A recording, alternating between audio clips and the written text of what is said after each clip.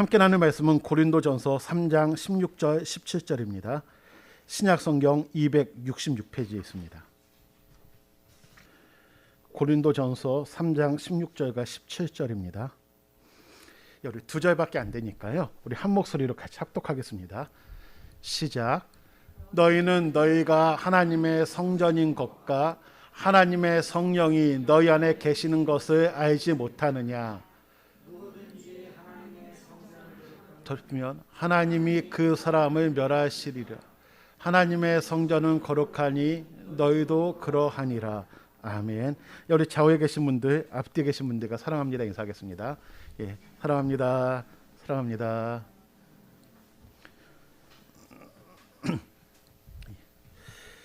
400여 년 동안 애굽의 종으로 있던 이스라엘을 하나님께서는 해방시키셨습니다. 그리고 하나님께서는 모세를 통해 그들과 언약을 맺으시고 그들을 자기의 백성으로 삼으셨습니다. 하나님께서는 그들에게 이 날을 기념하여 여호와의 절기로 삼아 영원한 규례로 대대로 지킬 것을 명령하셨는데 그 날이 바로 유월절입니다.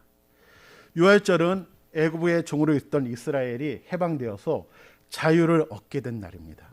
또한 유월절은 애굽의 장자들은 다 죽었지만 하나님께서 이스라엘의 장자들을 대신해서 어린 양이 죽게 된, 바로 어린 양이 죽은 날이 바로 유월절입니다.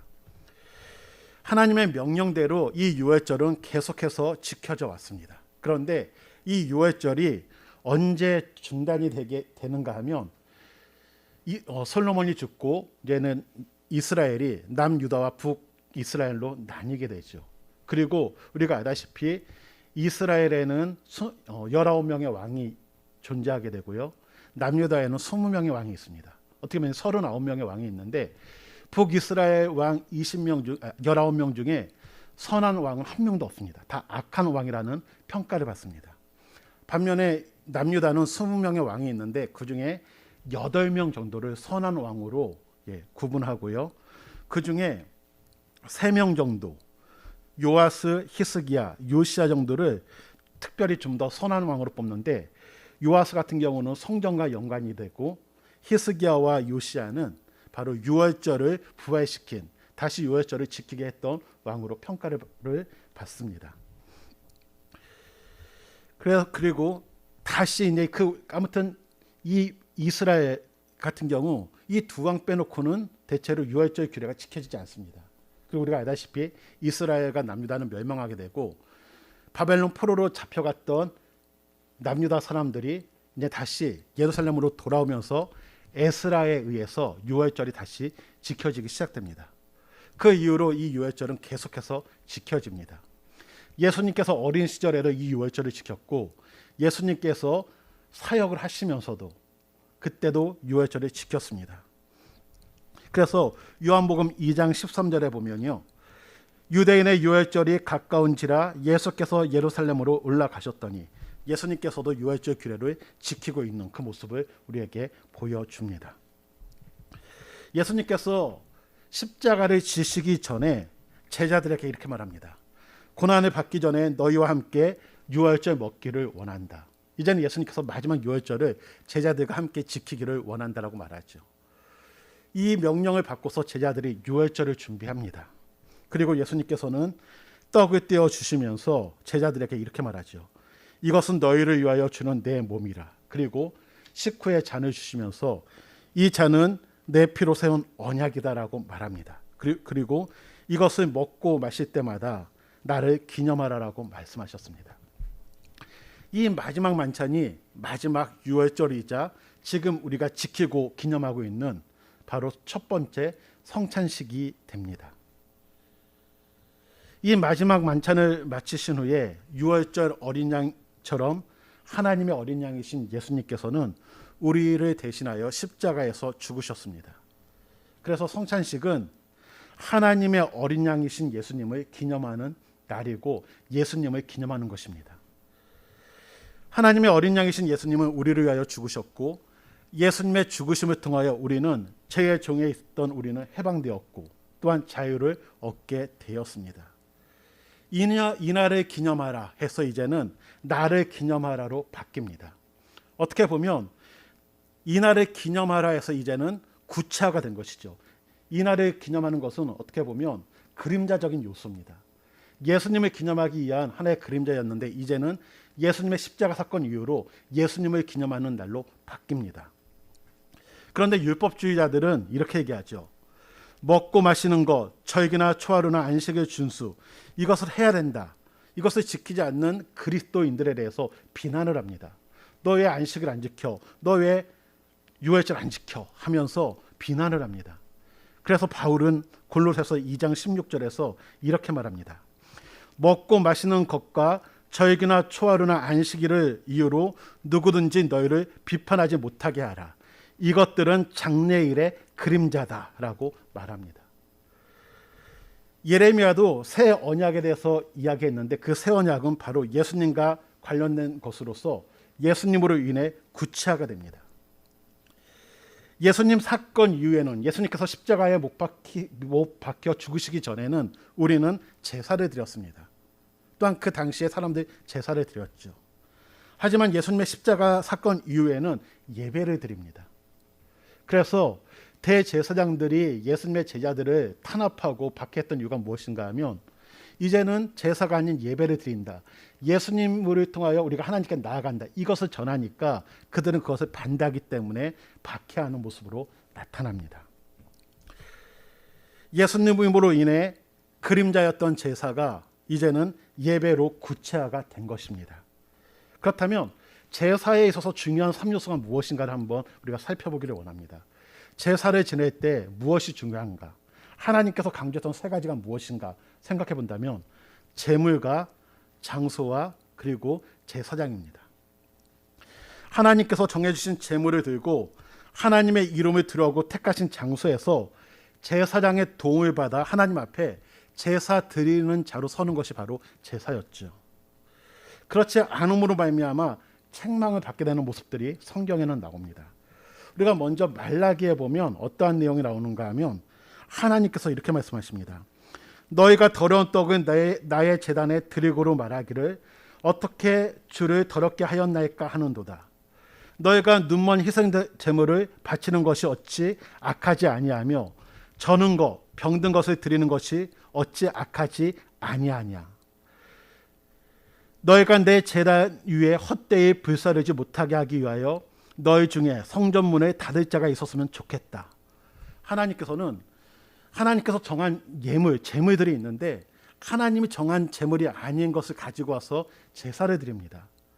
눈먼 것, 저는 것, 병든 것, 더러운 떡을 가지고 드리다 보니까 하나님께서는 야 이거 총독에게 갖다 줘봐. 너 이거 총독에게 갖다 주지를 못하는 거 가지고 나한테 가지고 왔니? 내가 이런 거 받지 않을 거야. 헛되이 불사르지 못하게 오히려 내 성전의 문을 닫았으면 좋겠어라고 말합니다. 그러시면서 내가 너희를 기뻐하지 아니하며 너희가 손으로 드리는 것을 받지 않겠다라고 말합니다. 그 제물 받지 않겠다라고 말합니다. 그들이 왜 그런 제물을 가지고 왔는가? 하나님께서는 이렇게 말합니다.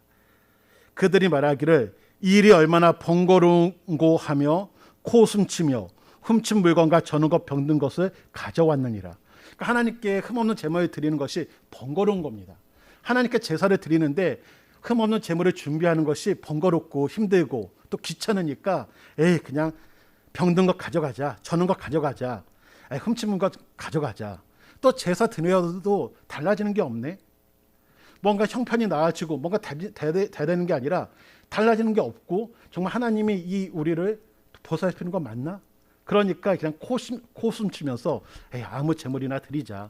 뭐 이 제물 드려도 문제되는 게 없는데 뭐 하면서 점점 하나님께 드렸던 제물이 문제 있는 제물로 바뀌는 것이죠.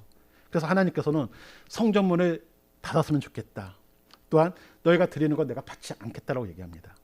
이들은 제사를 드렸지만 하나님께서 받지 않는 제사를 드리는 모습으로 있었습니다. 왜냐하면 제물이 잘못되었기에.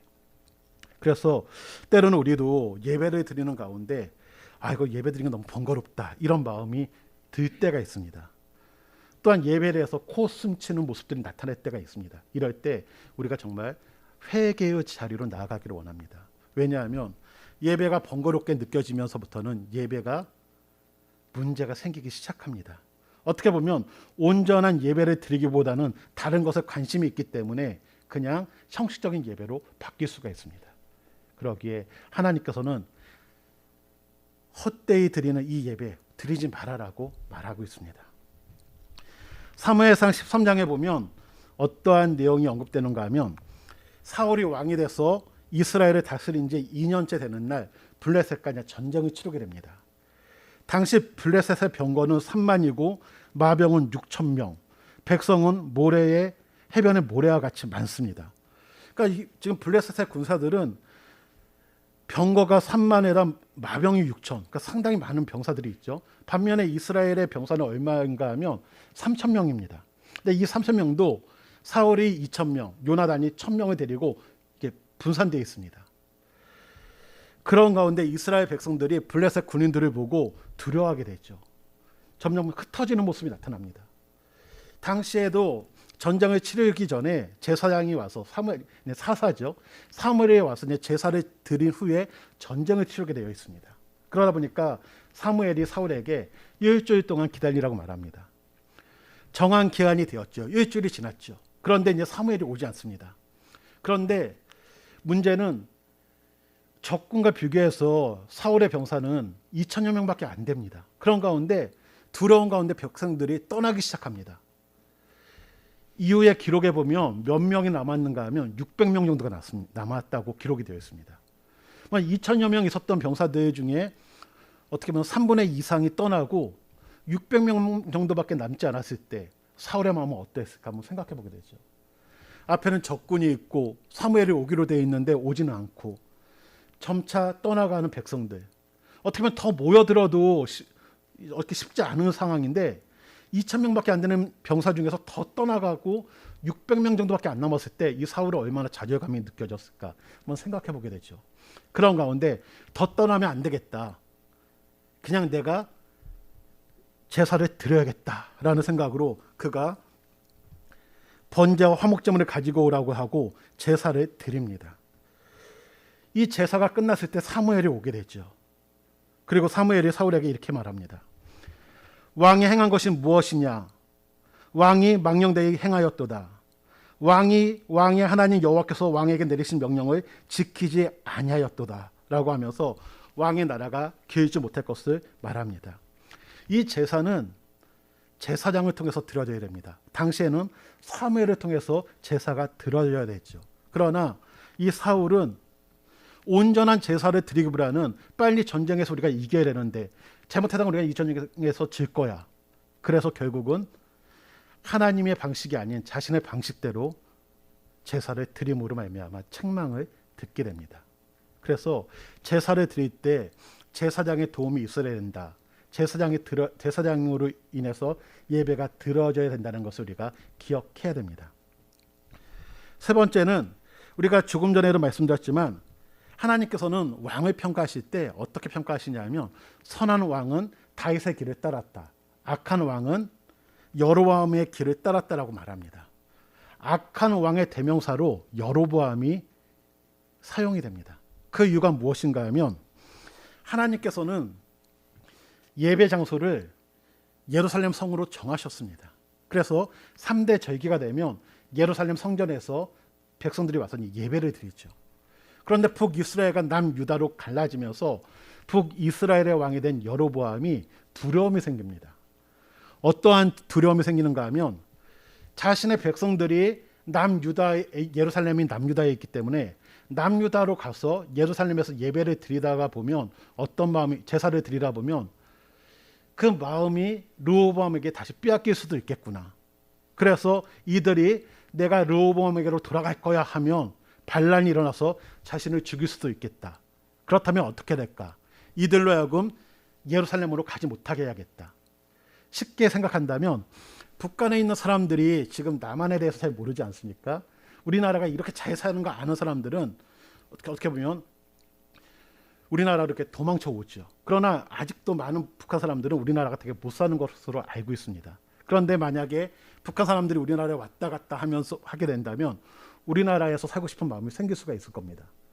마찬가지로 이 이스라엘 백성들이 남유다로 왔다 갔다 하다 보면 남유다 왕을 섬기고 싶은 마음이 생길 수 있을 것이기 때문에 이 여로보암은 이것을 차단해야겠다라는 마음으로 어떻게 하냐면 성화지 두 개를 제작해서 이것을 하나님으로 말하고요.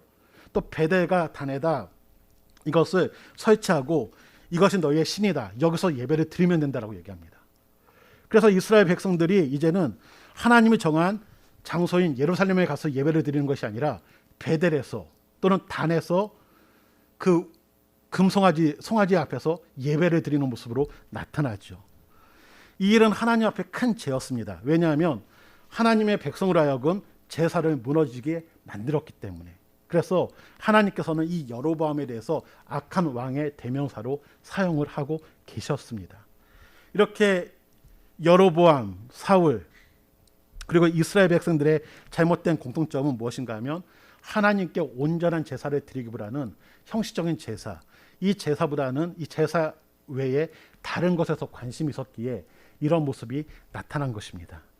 그렇다면 지금은 제사가 예배로 구체화되었다고 말씀드렸는데 그렇다면 우리는 어떻게 예배를 드려야 되는가?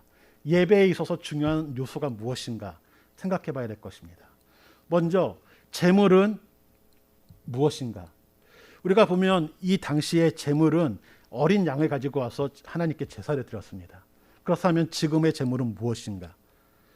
때로는 우리가 오해할 때가 있습니다. 우리가 예배 드릴 때 제물은 헌금이야. 헌금이 아닙니다.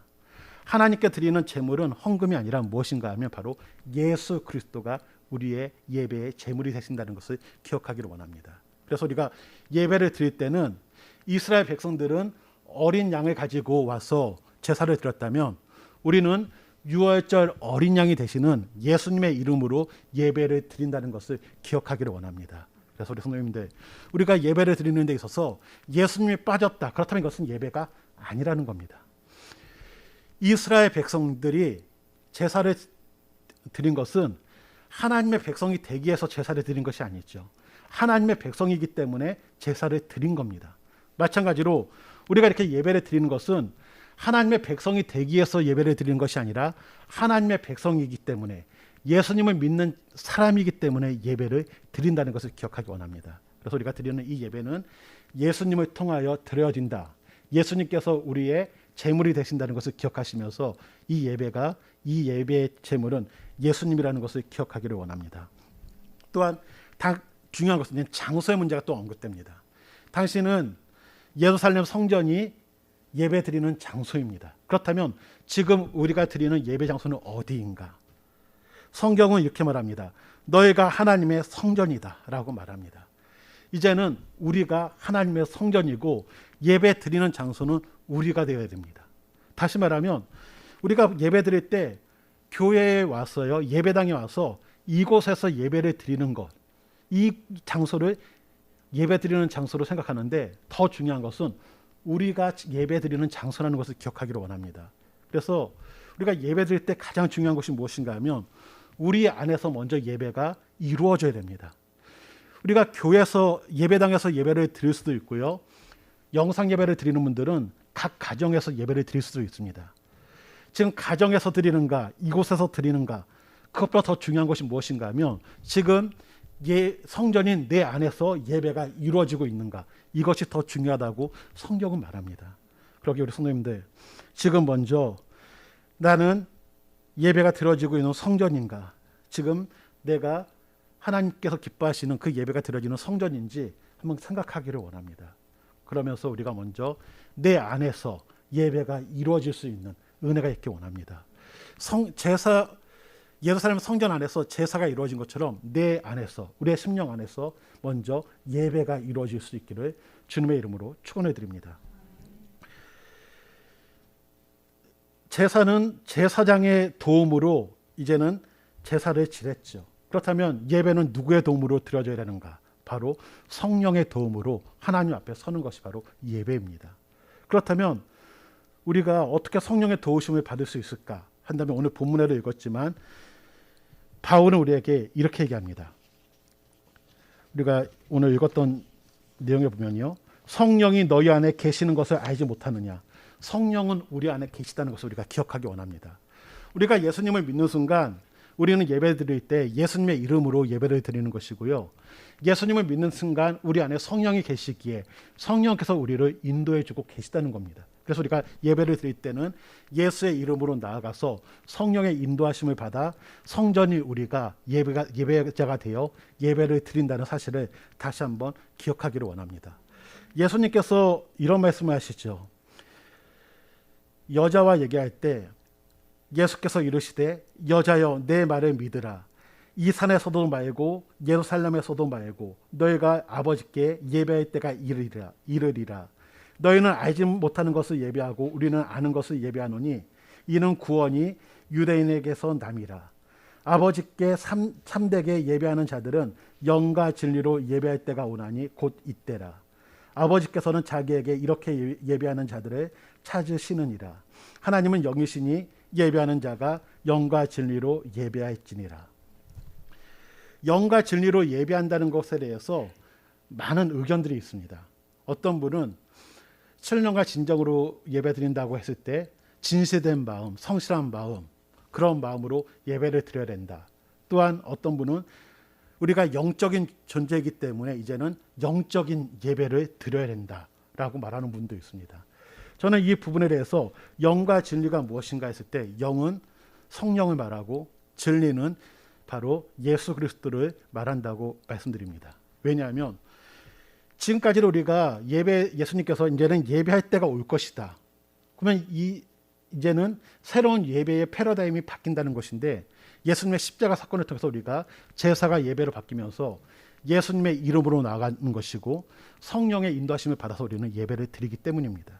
그러기에 우리 성도님들, 예수님을 믿는 우리들은 예수님의 이름으로 예배를 드리고 성령의 인도하심을 받아 예배를 드리는 자라는 것을 기억하기 원합니다. 그리고 이제는 내가 하나님의 성전으로서 예배 장소가 먼저 되어야 된다는 것을 우리가 기억하기를 원합니다. 그래서 바울은 우리에게 무엇을 얘기하는가 하면 이렇게 말하죠. 누구든지 하나님의 성전을 더럽히면 하나님이 그 사람을 멸하시리라. 하나님의 성전은 거룩하니 너희도 그러하니라. 하나님의 성전은 거룩해야 된다고 말합니다. 우리는 거룩해야 된다고 말합니다. 그러기에 우리 성도님들, 내가 하나님의 성전이라는 것을 기억하고 거룩하기를 원합니다. 그러면 우리 성도님들도 그렇죠.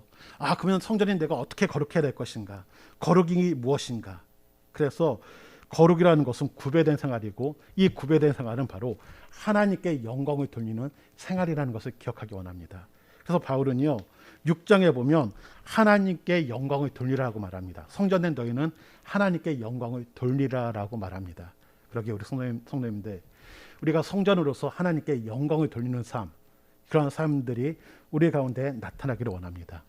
바울은 계속해서 우리에게 말하는 것 중에 하나가 무엇인가 하면 너희가 하나님의 성전이라고 말하면서 또 한 가지는 너희 공동체가 하나님의 성전이라고 말합니다. 그래서 우리 공동체가 하나님의 성전이죠. 그렇다면 우리 공동체가 하나님 앞에 구별된 생활, 거룩한 생활을 하기 위해서는 뭐 해야 되냐면 우리 공동체 안에서도 하나님께 영광을 돌리는 모습이 나타나야 된다는 겁니다. 그러기에 우리 성도님들, 우리가 개인적으로도 성전으로서 하나님께 영광을 돌리지만 우리 공동체가 하나님께 영광을 돌리는 모습들이 나타나기를 원합니다. 우리가 성전으로서 우리 모습들을 꾸며가기를 원합니다. 성전인 우리의 모습을 어떻게 꾸며갈 것인가 한번 생각해 보기 원합니다. 우리가 건물 예배당을 꾸밀 때는 뭐 인테리어도 하고 여러 가지를 하면서 꾸미지 않습니까? 그렇다면 성전인 나는 어떻게 꾸밀 수가 있을까? 말씀과 기도로 꾸며갈 수 있을 줄 믿습니다. 또한 하나님께서 기뻐하시는 일을 행함으로 우리의 모습이 아름다운 성전으로 꾸며져 갈 줄 믿습니다. 또한 성령의 인도하심을 받으면 받을수록 우리의 모습이 아름다워질 줄 믿습니다. 그러기에 우리 성도님들, 내가 성전이라는 것을 기억하면서 사시기를 원합니다. 우리가 정체성을 기억하면 삶이 달라집니다. 때로는 우리가 무엇인가를 행동할 때 내가 그리스도인이야 이것을 막 기억하게 된다면 우리 행동도 조심하게 되죠. 때로는 우리가 어디 갔을 때 목사님 부르면요 그 행동이 달라집니다. 편하게 있다가도 목사님 하면 그 행동이 달라지죠. 그래서 어떤 분들은 우스갯소리로 이렇게 합니다.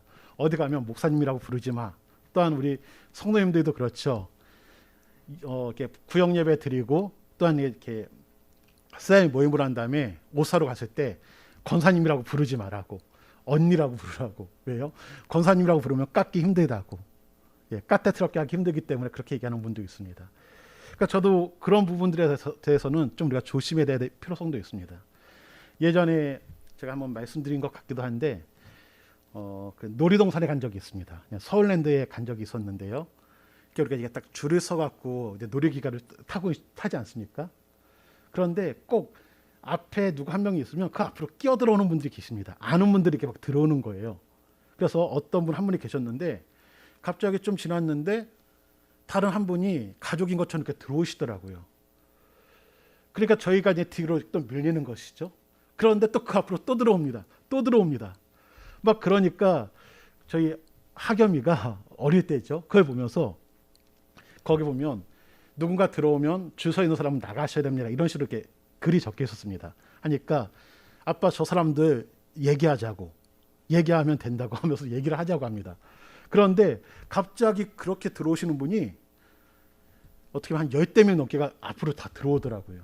그러면서 하시는 말씀이 집사님, 권사님 이렇게 딱 얘기하는데 그 순간 저의 마음이 무너졌습니다. 그냥 권사님, 집사님 부르지나 마시지. 아니면 좀 부르실 거면 좀 법을 좀 지키시지. 어떻게 보면 애들 입장에서는 권사님이 왜 저래? 집사님이 왜 저래? 이런 말이 나올 수밖에 없는 모습이 나오죠. 그래서 그 모습이 조금 안타까웠습니다. 만약에 우리가 그런 직분들이 불려진다면 우리가 행동에 좀 더 조심해야 될 것이고 조심할 수가 있습니다. 제가 이 말씀을 드리는 이유가 무엇인가 하면 내가 성전이야 라는 것을 우리가 늘 기억하고 살 때 우리의 행동은 달라질 수 있습니다. 또한 우리 교회도 마찬가지죠. 우리 교회 공동체가 하나님의 성전이라는 것을 기억하며 살기를 원합니다. 그래서 우리 교회 공동체도 하나님이 기뻐하시는 일이 무엇인가를 찾아가기를 원합니다. 우리 성도님들이 해야 되는 이유 중에 하나가 무엇인가 하면 성전인 우리를 가꾸는 것도 있지만 성전인 우리 공동체를 아름답게 가꿔야 될 책임도 있다는 것을 기억하기를 원합니다.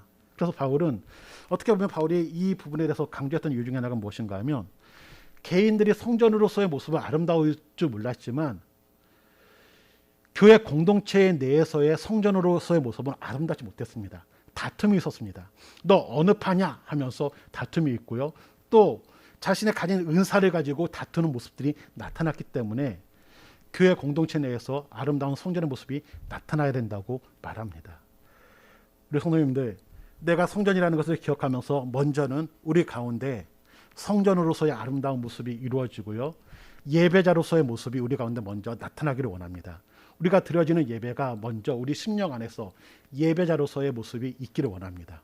더불어서 우리 교회 공동체가 성전이라는 것을 기억하면서 이 공동체가 더욱더 아름다운 성전으로 갈 수 있도록 서로가 기도하며 격려하며 세워주는 그런 교회가 되기를 주님의 이름으로 축원드립니다. 이 시간에 함께 찬양하기 원하는 노래가 있는데 예배자라는 찬양이 있습니다. 이 시간 우리가 같이 찬양하면서 하나님 우리가 예배자가 되기를 원한다라는 그러한 기도의 모습으로 나가기를 원합니다.